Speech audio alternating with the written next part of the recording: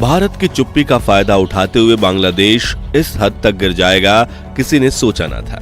जी हाँ दोस्तों, बांग्लादेश में अंतरिम सरकार आते ही भारत के पीठ पीछे एंटी इंडिया मूवमेंट शुरू हो चुका है। प्रधानमंत्री मोहम्मद यूनूस पहले हाथ में कटोरा लिए चीन के पास पहुंचे, फिर भारत की कंपनियों की पेमेंट रोक दी और दुर्गा पूजा के मौके पर धार्मिक अनुष्ठान के लिए इस्तेमाल की जाने वाली पद्मा हिल्सा के एक्सपोर्ट पर बैन करके ब्लैकमेल करना शुरू किया और अब चीन की गोद में बैठकर भारत में आतंकवादी हमले करवाने की धमकी दे दी है। जी हाँ, बांग्लादेश की अंतरिम सरकार ने अल कायदा के उस आतंकवादी को जेल से रिहा कर दिया है जो इंडिया में मोस्ट वांटेड है और अब उसने वेस्ट बंगाल के चीफ मिनिस्टर ममता बनर्जी को यह धमकी दे दी है कि आप मोदी रूल से आजादी लेकर भारत से अलग हो जाइए, वरना हम चीन की मदद से चिकन नेक काट कर भारत के 2 टुकड़े करवा देंगे। और देखा जाए तो ये चिकन नेक 20 किलोमीटर का बहुत ही बड़ा नैरो पॉइंट है जिसे बांग्लादेश की तरफ से ब्लॉक करने की धमकी भारत को दी जा रही है। इसके लिए बांग्लादेश के बड़े कट्टरपंथी ने चुपके से भारत में घुसपैठ भी कर ली है। और पूरी डेवलपमेंट क्या है चलिए जानते हैं, लेकिन उससे पहले प्लीज आप वीडियो को लाइक करके चैनल को सब्सक्राइब कर लीजिए। बांग्लादेश से जुड़ी सबसे बड़ी अपडेट ये है कि दुनिया के सबसे बड़े आतंकी संगठनों में से एक अल कायदा से जुड़े असदुल्लाह बांग्ला टीम संगठन का आतंकवादी जशीमुद्दीन रहमानी हाफी बांग्लादेश की जेल में कैद था, लेकिन जैसे ही शेख हसीना की सरकार गिरी तभी मोहम्मद यूनूस की अंतरिम सरकार ने इस आतंकवादी को रिहा कर दिया। जशीमुद्दीन एक इस्लाम कट्टरपंथी है जिसने जेल से रिहा होते ही बांग्लादेश में हिंदुओं पर हमले शुरू करवा दिए थे और अब उसने पश्चिम बंगाल में ममता बनर्जी की सरकार को खुलेआम धमकी दे दी है। जी हाँ, जशीमुद्दीन रहमानी हाफी का एक वीडियो काफी वायरल हो रहा है जिसमें उसने ममता बनर्जी को धमकी देते हुए कहा है कि आप पश्चिम बंगाल को भारत से अलग करके मोदी रूल से आजादी दिलवाइए, वरना हम पश्चिम बंगाल पर हमला कर देंगे। साथ ही उसने सरकार को धमकी देते हुए कहा कि हम दिल्ली में इस्लामिक झंडा लहराएंगे। अपने स्टेटमेंट में इस आतंकवादी ने भारत को यह भी धमकी दी है कि अगर भारत ने बांग्लादेश के खिलाफ एक भी कदम उठाने की कोशिश की तो हम चीन की मदद से भारत को 2 टुकड़े में तोड़ देंगे और चिकन नेक को ब्लॉक कर देंगे। लेकिन ये चिकन नेक है क्या? तो बता दें कि भारत के लिए काफी ज्यादा क्रिटिकल कॉरिडोर है क्योंकि इसकी चौड़ाई सिर्फ 20 किलोमीटर है और इतने पतले रास्ते से भी अरुणाचल प्रदेश और सिक्किम जैसे राज्यों के साथ भारत के अन्य राज्यों से व्यापार किया जाता है। और अगर इतने इंपॉर्टेंट रास्ते को ब्लॉक कर दिया जाता है तो भारत के नॉर्थ ईस्ट इलाके वाले राज्य अलग हो जाएंगे। आसान शब्दों में कहें तो अरुणाचल, नागालैंड, मणिपुर, मिजोरम, त्रिपुरा, असम और मेघालय जैसे राज्य भारत से अलग हो जाएंगे और देश के 2 टुकड़े हो जाएंगे। लेकिन क्या जशीमुद्दीन रहमानी हाफी की धमकी पर भारत को चिंता करने की बात है? तो इसका जवाब है नहीं, क्योंकि इस पॉइंट पर भारतीय सेना की काफी कड़ी सिक्योरिटी बनी हुई है। हालांकि थोड़ा बहुत सचेत रहने की जरूरत है क्योंकि अगर यहाँ से घुसपैठ भी हो गई तो कट्टरपंथी पूरे भारत में फैल सकते हैं जिससे देश की सिक्योरिटी खतरे में आ सकती है। वहीं आपको बता दें कि इसी इंसान ने कई बार बांग्लादेश के लोगों को कश्मीर भेजने में मदद की है और 7-8 महीने पहले अब्दुल्ला बांग्ला टीम के कई आतंकवादी ने भारत में घुसने की भी कोशिश की थी, जिनमें असम के बॉर्डर पर गिरफ्तार भी उन्हें किया गया था। और हमें नहीं लगता कि इतने बड़े आतंकवादी का अचानक रिहा होना और भारत को धमकी देना उसका अकेले का काम है, बल्कि उसके साथ कहीं ना कहीं तो बांग्लादेश के हाई कमांड के कनेक्शन भी हो सकते हैं। फिलहाल इसे लेकर भारत को क्या करना चाहिए, अपनी राय हमें कमेंट्स में बताइए। दोस्तों, भारत की शांति को भंग करने के लिए बांग्लादेश के बाकी कट्टरपंथी भी एक्टिव हो गए हैं और ऐसी ही एक घटना हुई है जिसमें भारत की सरकार की चिंताएं बढ़ गई हैं।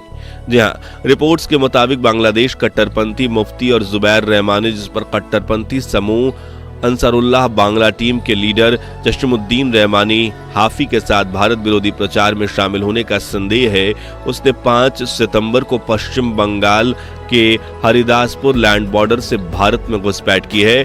यह शख्स सोशल मीडिया पर एंटी इंडिया प्रोपेगेंडा चलाता है, कट्टरपंथियों का साथ देता है और बांग्लादेश के लोगों से इंडियन प्रोडक्ट्स बायकॉट करने की मांग करता है।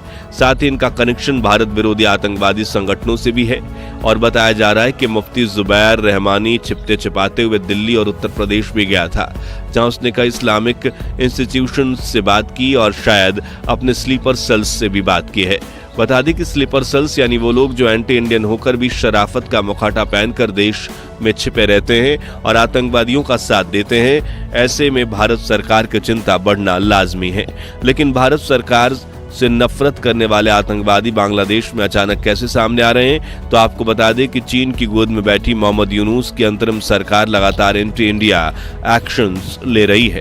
जैसे कि पाकिस्तान से ताल्लुकात रखने वाले जमात इस्लामी नाम के संगठन के जितने भी कट्टरपंथी बांग्लादेश के जेलों में कैद थे, उन्हें रिहा कर दिया गया और शेख हसीना ने इस संगठन पर जो बैन लगाया था, यूनुस की सरकार ने उस पर से बैन हटा दिया। ऐसे में सलाखों से निकले ये आतंकवादी पागल कुत्तों की तरह भारत के खिलाफ भौंक रहे हैं और बांग्लादेश की सरकार चुपचाप ये सब देख रही है, क्योंकि कहीं ना कहीं इन कट्टरपंथियों को उन्होंने ही छूट दी है।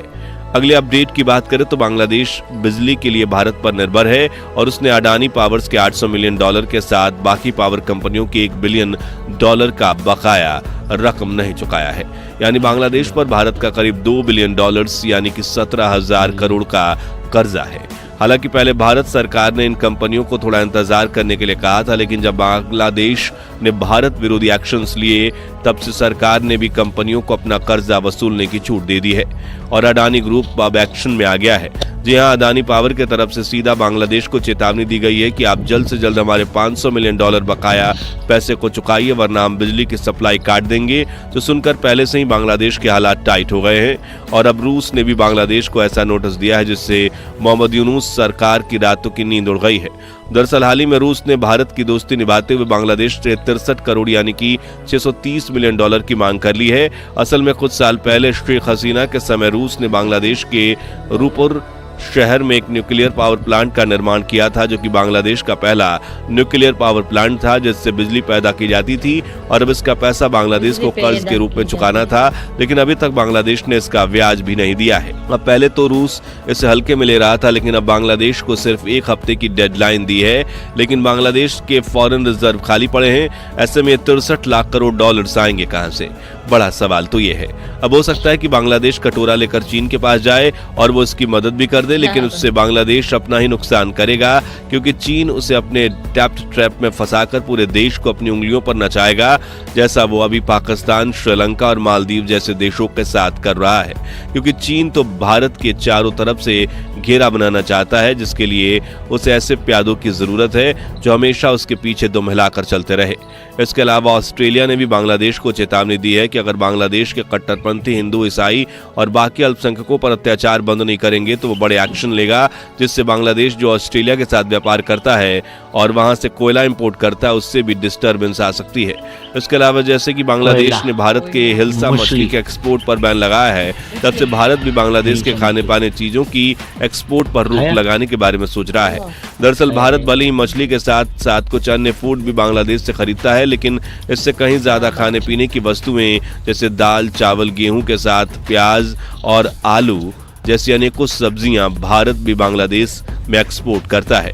लेकिन अब भारत को एक तरफा दोस्ती निभाने का कोई शौक नहीं है, इसलिए वो कहते हैं ना कि कुत्ते की दुम जितनी सीधी करने की कोशिश करो, वो टेढ़ी की टेढ़ी ही रहती है। टेढ़ी की टेढ़ी ऐसे ही पिछले कुछ महीनों में भारत ने बांग्लादेश की सरकार को कई मौके दिए, लेकिन वहां की अंतरिम सरकार अपनी एंटी इंडिया प्रोपेगेंडा को चलाने से बाज नहीं आ रही है। इसलिए अब भारत के सब्र का बाण टूट चुका है और अब भारत बांग्लादेश के खिलाफ कड़े एक्शंस लेने की तैयारी में है, जिसमें हमारा भारत साथ में है रूस और ऑस्ट्रेलिया के, जिन पर भी बांग्लादेश काफी निर्भर करता है। यानी कि बांग्लादेश चारों तरफ से फंस चुका है और अब बांग्लादेश के पास भारत के सामने गिड़गिड़ाने के अलावा कोई रास्ता भी नहीं बचा है। फिलहाल आपके हिसाब से बांग्लादेश इस वक्त जिस राह पर चल रहा है वो आगे चलकर कहां ले जाएंगी और भारत से दुश्मनी मोलकर बांग्लादेश का कितना बुरा होगा, इस बारे में अपनी राय हमें कॉमेंट्स में बताइए। उम्मीद है कि ये वीडियो आपको पसंद आई होगी। अगर हाँ तो लाइक और शेयर करके कॉमेंट करें और हमें सपोर्ट करें और बांग्लादेश से जुड़ी ऐसी ही ताज़ा खबरों के लिए हमारे चैनल को सब्सक्राइब करके पास वाली घंटी जरूर बजा दीजिए। जय हिंद, जय भारत। हेलो दोस्तों, ये वीडियो तो खत्म हो गया, आपका क्या कहना है? हेलो दोस्तों, ये वीडियो तो खत्म हो चुका है और ये वीडियो हमारा आप सभी को कैसा लगा है, तो इस वीडियो को आप लोग ज़्यादा से ज़्यादा शेयर जरूर। और हेलो दोस्तों, जैसे तो भारत से बांग्लादेश ने दुश्मनी मोड़ ली है, तो आगे जाकर उसका क्या होने वाला है ये कमेंट में जरूर आप बताना। जरूर बताना। और अगले वीडियो में आप सबके साथ मिलेंगे, तभी के लिए हेलो दोस्तों, जय हिंद, जय भारत। जब पड़ोसी होते हैं ना, तो क्या है, जितना हम प्रेम करते हैं ना वो नहीं मानते हैं, ठीक है ना। सही जब बात। तीसरा लोग इसको बराबर पहलेगा नहीं ना, तब तक वो मानेगा नहीं, ठीक है ना। तो ऐसा ही होता है, जब हम चाहते हैं किसी को मगर वो कोई अपना साथा दुश्मनी निभाता है, ठीक है ना। तो इसके बारे में आपका क्या कहना है तो कमेंट में जरूर बताएं, और नेक्स्ट बांग्लादेश वीडियो का क्या मिलेंगे। होगा ये भी कमेंट में जरूर बताएं। मिलते हैं अगले वीडियो में। जय श्री राम। Bye bye.